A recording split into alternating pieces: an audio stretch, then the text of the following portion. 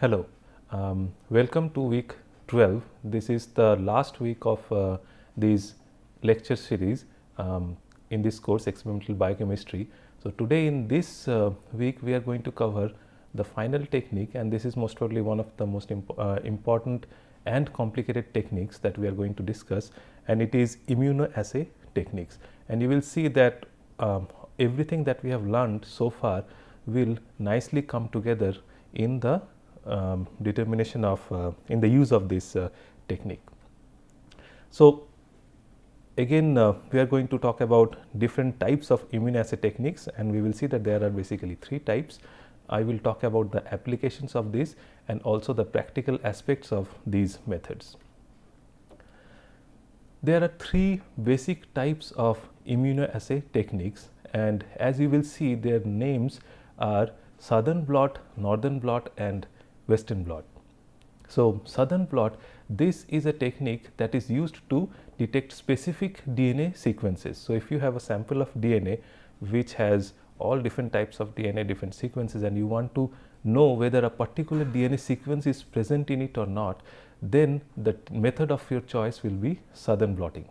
And this method was first developed by Edwin Southern, and it is named after him. So that is why it is called southern blotting. Later on, the other two techniques were developed, and people went with sort of a trend to name them as northern blot and western blot. So what is northern blot? Northern blot is used to detect specific RNA sequences. It is a very useful technique in the study of gene expression. Suppose you have a particular cell type, and under a certain condition you want to know whether a particular protein or the mRNA of that protein is expressed under those conditions. In that case, you will use northern blot to see whether that mRNA is present or not. The third one is the western blot, and this is most probably the most widely used immunoassay technique in current molecular biology labs. And this method is used to detect specific protein in a mixture. Suppose you have extracted, you have a cell lysate, so it can come from bacterial cell, it can come from some mammalian cell, and you want to see whether a particular protein is present in this cell mixture or not, and in that case we are going to use western blot. So you can see that all three major macromolecules are covered by these three different immunoassay techniques. Southern blot is for DNA, northern blot is for RNA, and western blot is for proteins. And we will look at them in that particular order. So suppose you have a mixture of DNA molecules, and or you have a big genomic DNA, and you want to know whether a particular sequence is present in this DNA or not. So the first thing that we do is we fragment the DNA into smaller sizes, and that can be done using different types of endonucleases. So endonucleases are enzymes that we know which cut at specific sites. We talked about that in the recombinant DNA technology lectures. And so endonucleases are used to cleave the DNA into smaller or relatively smaller fragments, but still these are very big fragments. So we are going to use agarose gel electrophoresis to separate out these fragments. So this is what we are shown sort of schematically showing here, that let's say we have DNA from 4 different sources, and we have used a particular type of endonuclease to cleave them into different fragments, and now we separate these fragments in the agarose gel electrophoresis. So the smaller fragments, so if this is the positive terminal and this is the negative terminal, the smaller fragment will be here and the larger fragments will be up here, and we can see that all these different fragments have separated based on their size. The next thing that is done in case of all these blotting techniques, so this is common for all the blotting techniques, that you use some sort of electrophoresis to separate your sample. In case of DNA, we are using agarose gel electrophoresis. Now what we are going to do is we are going to transfer these molecules into a different membrane so that we can do further steps on that particular membrane. So, we have to transfer these DNA molecules which have separated out nicely into a different membrane. Two types of membranes are very popularly used. One is nitrocellulose and the other one is PVDF, polyvinylidene difluoride. In case of nitrocellulose, if you look at the structure, you will see that it is a very positively charged membrane, and we know that DNA molecules are highly negatively charged. So, you can imagine that it will be easy to transfer DNA molecules from the agarose gel to the nitrocellulose membrane. Similarly, in case of PVDF, the fluoride ions, the fluoride atoms are highly electronegative. So, these carbons are electropositive. So, again you can have a negative charge and delta positive charge interaction between these two, and you can transfer the DNA molecules onto the PVDF membrane.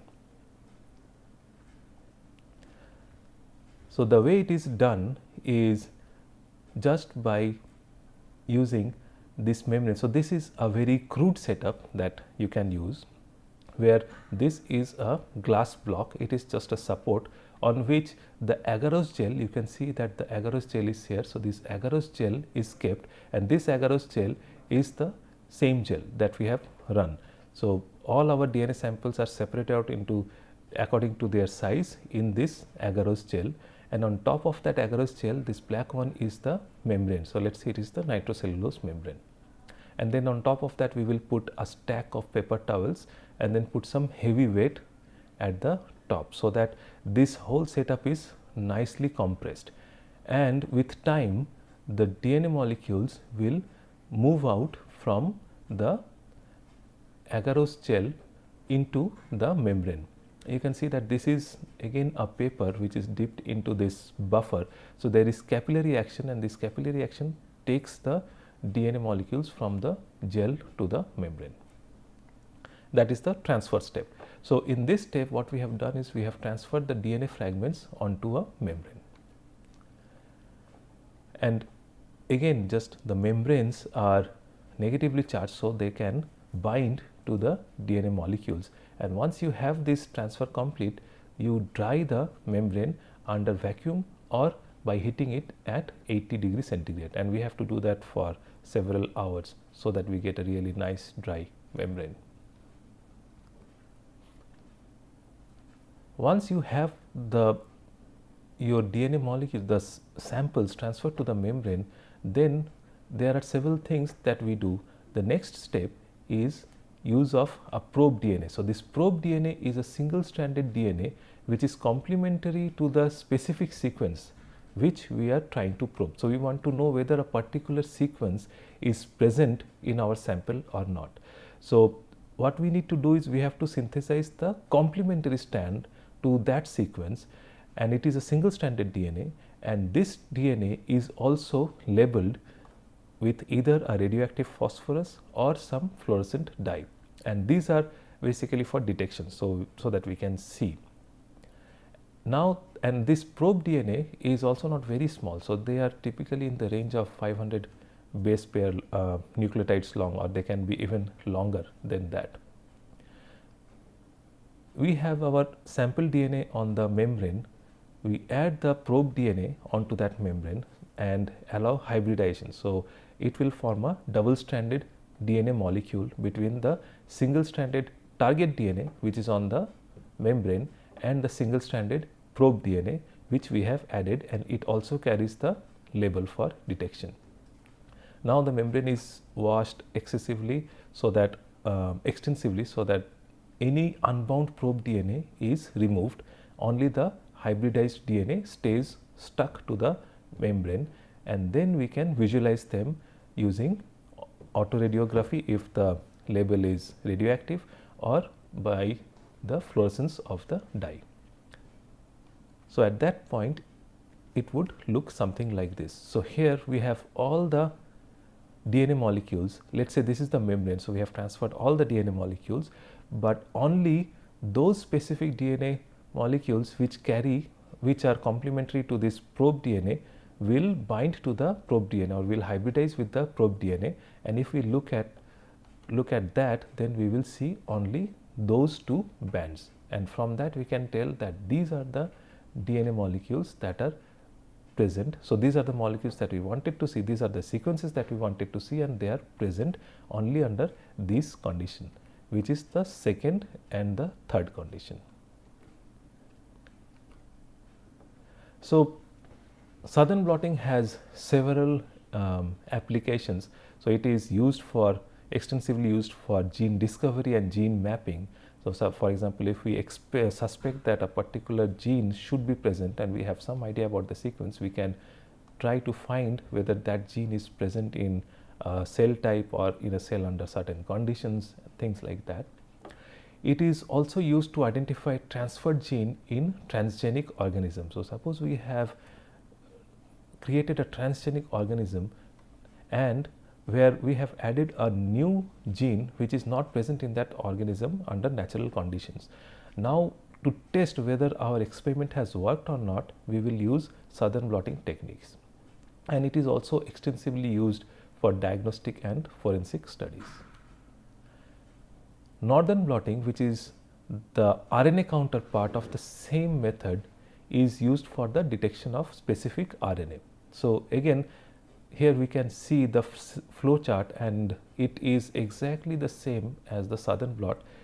The only difference is that the sample here is now single stranded RNA. So, your sample will have a mixture of RNA, and again we will separate it out using gel electrophoresis. So, we can fragment the RNA and then we can separate it out using gel electrophoresis, and then we will transfer it to a membrane, let us say a nitrocellulose membrane, just like before. In this case, we have single stranded RNA stuck onto the membrane. Now, we will use similar labeled probes. Again, these probes have a very specific sequence, and we want to find whether these sequence or the sequence that is complementary to this probe sequence is present in this messenger RNA or present in this sample or not. So, then we will get hybridization, and finally, we can detect and see that yes, we do see our target sequence in these samples. So, now this is the schematic diagram of Northern blotting, and it is also the same for Southern blotting. So, Northern blotting, which is for detection of RNA sequence, has again widespread application. One of the most important application of Northern blotting is to study the expression of a particular gene at the mRNA level. So, if we want to see whether this a particular gene is expressed under a certain condition or not, we can use Northern blotting, and we will see yes, the mRNA of that gene is produced under this condition. We can also detect the size of a particular mRNA, we can study RNA splicing, and we can also study half-life of a particular RNA. It can be mRNA, it can be some other types of RNA. The last one of these three different immunoassay techniques is Western blotting. So, just like DNA and RNA, Western blotting is used to detect a very specific protein. So, again in this case we have a mixture of protein, our sample will consist of a mixture of protein, and we have to separate out these mixture onto a gel. So, in this case we are not going to use agarose gel, we will use polyacrylamide gel electrophoresis. So, we have extensively talked about this polyacrylamide gel electrophoresis in our previous lectures, and since proteins can have different pI, so we need to make sure that all proteins migrate in the same manner. So, we are going to use the denaturing conditions. So, this is SDS page gel electrophoresis. So, we are going to use SDS page to separate out our sample. So, this is the very standard simple gel electrophoresis that is routinely used in any molecular biology lab. So, this is our gel, SDS page gel. Now, we have to transfer these protein molecules onto the membrane. So, in this case two different methods are used. You can use simple capillary action to transfer the proteins from the gel to the membrane. So, this is a different setup where what we have used is this is the gel. So, this is our polyacrylamide gel and this is the membrane. On two sides we have kept filter paper and then they are compressed using two electrodes. So, this is the anode which is positively charged and this is the cathode which is negatively charged. Now, if you connect them to a plug, the negatively charged, so this is all the protein molecules are, remember, they are coated by SDS. So, they are all negatively charged. So, the negatively charged protein molecules which are on the gel will try to migrate towards the anode which is the positive electrode, and hence they will get transferred from the gel to the membrane. So, we can use this electric potential to transfer these protein molecules from the gel onto the membrane.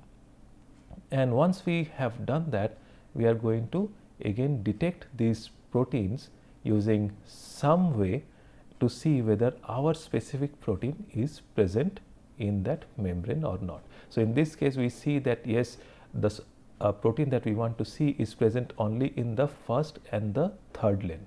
So, in the first and the third lane, and it is missing in the second lane. So, how do we detect a specific protein in this case? So, this is just an overview of the steps, different steps of Western blotting, and remember that in case of Western blotting it is little bit more difficult compared to DNA and RNA, because if we want to look at a specific sequence of DNA or RNA, we can easily synthesize its complementary sequence. But if we want to detect a specific protein, then there is no such complementary protein sequence that can be synthesized. So, here we have to use a different method to detect very specifically whether our protein is present or not. So, again the first step is extraction of the protein. So, again if it is a bacterial cell or if it is some mammalian cell, you lyse the cells, you have all the proteins in the cell lysate, you remove everything else, you have only the protein solution, run it onto an STS page, separate out the proteins into different lanes. We saw that we can use blotting, so either capillary blotting or electric blotting to transfer the proteins from the gel onto the membrane. Now, what we do is we put this membrane into a solution of a standard protein. So, we can use bovine serum albumin BSA, or we can use simply skimmed milk. So, skimmed milk does not have fat, it is mostly the casein protein that is present in the milk. So, we are basically using another known protein to as a blocking agent. I will discuss why we need to do a blocking in a few minutes. And then we treat this membrane with a primary antibody. So, this is the key in case of Western blotting. This is just like the probe that we have seen in case of Southern blotting and Northern blotting. So, this primary antibody is designed to very specifically bind our protein of interest. So, it will not bind any other protein, it will bind only our protein of interest. So, once the primary antibody is bound, we then have to visualize it. So, in case of the Southern and Northern blotting, we can visualize the bound probe using attached P32 label or attached fluorescence label. In most cases, it is very difficult to generate a primary antibody to a protein and also have it attached with a probe. So, what is done is a secondary antibody is used which has the probe attached to it. In most cases, we have an enzyme linked to the secondary antibody, and this secondary antibody will go and bind the primary antibody. So, our protein is bound by the primary antibody and the primary antibody is bound by the secondary antibody, and then we can use this enzyme reaction to visualize the particular protein band. So, in this case, one example is that the enzyme is alkaline phosphatase and we add a substrate so that when this reaction is carried out, we get a color.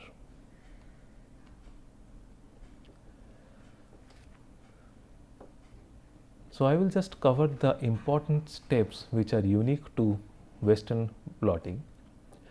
In the blotting step, as before, either nitrocellulose or PVDF membranes are used. So, they are placed on the gel and the protein is transferred from the gel to the nitrocellulose. So, we can do that either by a capillary action, and it will take several days for completion. To speed up the process, what we do is we apply a electric potential, so that the negatively charged proteins can quickly move on to the gel which is towards move on to the membrane which is towards the positive electrode. Once we have the transfer step completed, then another step is used which is called the blocking.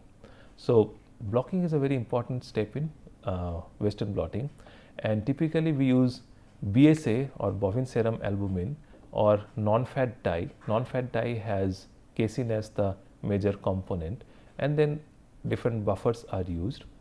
So, what this blocking step does is it reduces non-specific interaction. Now, it might so happen that the antibody that we are using may have weak binding for some other protein sequences. This blocking step will reduce all such weak interactions, because we have saturated everything using this bovine serum albumin or non-fat dry protein, dry milk. So, it reduces the non-specific interaction, and since our antibody has a very tight affinity for our protein, only that interaction will happen, and all other interactions will be blocked by this blocking agent, which is nothing but another protein. Non-fat dry milk is the most economic choice, and it is widely used by many labs. Sometimes, in order to optimize these steps, non-ionic detergents such as Twin 20 are also used to reduce non-specific binding by these blocking agents. So, now once we have our membrane ready, a primary antibody is added. So, primary antibody is specific to the target protein, and it will bind only the target protein. The primary antibody binds to the target protein on the membrane, but then we cannot detect. So, to detect, another antibody is used which is called the secondary antibody. The membrane is washed thoroughly to remove any unbound primary antibody and is exposed to a secondary antibody which is conjugated to a specific enzyme. The secondary antibody binds to the primary antibody and it carries this specific enzyme. Now, the choice of the secondary antibody depends on how the primary antibody was prepared. So, if the primary antibody was raised from a particular animal, let us say mouse, then the secondary antibody will be a anti-mouse antibody. Okay. If it was raised in rabbit, then the secondary antibody will be an anti-rabbit antibody, because then only this secondary antibody will bind the primary antibody. And once we have, so we have our protein on the membrane, the primary antibody bound to the protein, the secondary antibody bound to the primary antibody, and then the secondary antibody carries this enzyme alkaline phosphatase or horseradish peroxidase. These are the two most common enzymes that are used, and then we can simply add our substrate and get a color which will tell us where exactly this band is. So, we will know where exactly our specific protein is. So, it will answer two questions. One is whether it is present or not, and if it is present, in which lane it is present. So, there are various applications of Western blotting. It can be used to determine the size and amount of protein in a given sample. So, we can answer yes and no type of questions, whether a particular protein is present in a given sample or not, and if it is present, what is its size, because we have run it onto an SDS PET gel. So, we can easily compare the band with respect to the molecular weight marker, and we can also estimate the amount of protein that is present in the sample. It can be used to diagnose several diseases. For example, we can use we can use antibodies to detect whether a particular protein is present or not, and that protein might come from a bacteria or a virus. It can be also used to confirm diseases like HIV, because anti-HIV antibodies are used to used against patients' serum to detect the antigens. So you can see that all these different applications of Western blotting makes it a very unique technique, and it is most probably the most widely used immunoassay technique among all three. So again, you will find these two references, and you will find details about these experiments in these two references. So thank you.